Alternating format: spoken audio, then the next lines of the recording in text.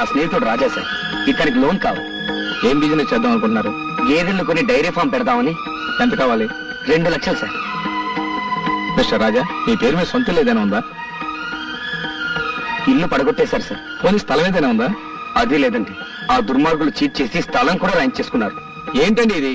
పడగొట్టేశారు, cheat చేశారని చెప్పి ఇక్కడికి ఎందుకు వచ్చారు? మమ్మల్ని చీట్ చేయడానికా? Please get out. Don't say get out. We are citizen of India. అయితే దయచేసి పెట్టుకెళ్తారా?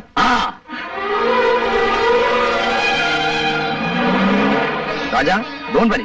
ప్రపంచంలో వీడి ఒక్కటే బ్యాంక్ అనుకుంటాడు మా రొయ్యి మిసాలుడు. వీడు కాకపోతే వీడు అప్పిస్తాడు డబ్బు.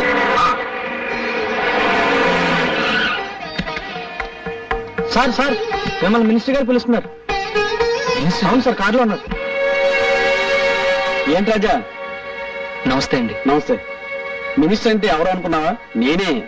నిన్ను చూసి చానాలైందే. బాగున్నావా? బానే ఉన్నాను సార్. ఏం బాగుంటానండి మినిస్టర్ గారు. ఎవరినైతే ప్రాణ స్నేహితుడు అనుకున్నాడు వాడే రాజా నిర్వహణ ముంచేశాడు. ఏంటి ఇంతగా జరిగిందా? నాతో ఒక్క మాట చెప్పుండొచ్చు కదా. ఆ రోజు నీకేం చెప్పాను? నీకు ఎటువంటి సహాయం కావాలని నా ఇంటికి రమ్మని చెప్పాను కదా. నేను అమాయకం చేసి ఇంత మోసం చేస్తారా? ఆ అబ్బా కొడుకులు ఇద్దరిని అరెస్ట్ చేయించి ఒకే బొక్కలో పెట్టించబోతే నా పేరు సింహాద్రి అప్పనే కాదు. PA sir, law minister line లో పెట్టు. అలాగే సార్. వదిలేండి. నువ్వు ఫోన్ చేయవయ్యా. వద్దండి, నా మాట వినండి. ఇదిగో ఈ మంచితనే వాళ్ళకి నేను మోసం చేసే అవకాశం ఇచ్చింది. సరే, నీ ఇష్టం. ఇప్పుడు నీకేం సహాయం కావాలో చెప్పు. ఏం అవసరం లేదండి. నువ్వు ఊరుకో రాజా.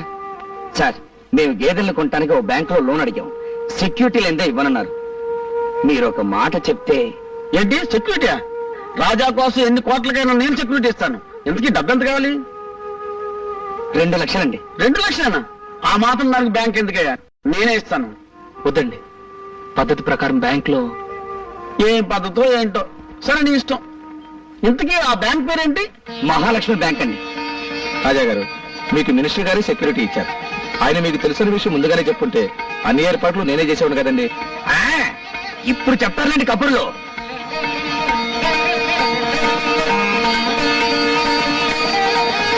గురువా, నీ మంచి మనసుకు అన్ని మంచిగానే జరుగుతాయి.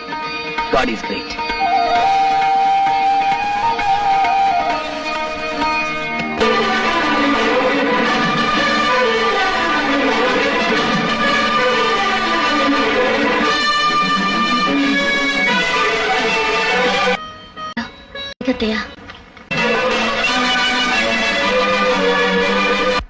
లక్ష్మి, ఇవాళ మీ పెళ్లి రోజున్న విషయం వాడికి గుర్తు చేశావా? లేదత్తయ్య, రాత్రి 2 వచ్చారు. పైగా కోపంగా కూడా ఉన్నారు. అందుకే ఏమీ మాట్లాడలేకపోయాను.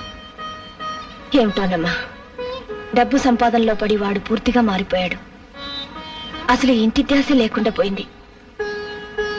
ఎప్పుడో వస్తాడు, ఎప్పుడో వెళ్తాడు. తిండి కూడా సరిగ్గా తినడం లేదు. కల్మషం లేకుండా నవ్వుతూ నవ్వించే ఆ రాజాని చూసి ఎన్నాళ్ళయిందో. చూడమ్మా, అన్నింటికి ఆ దేవుడే ఉన్నాడు. ఇవాళ ఎలాగైనా వాడిని గుడికి తీసుకెళ్ళు. అదిగో వస్తున్నాడు, వెళ్ళాడుగు.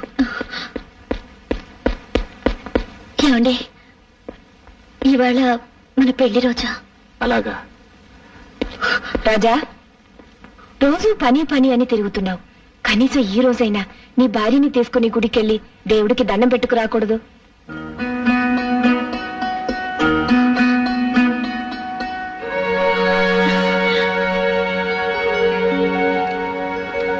దండం పెట్టు.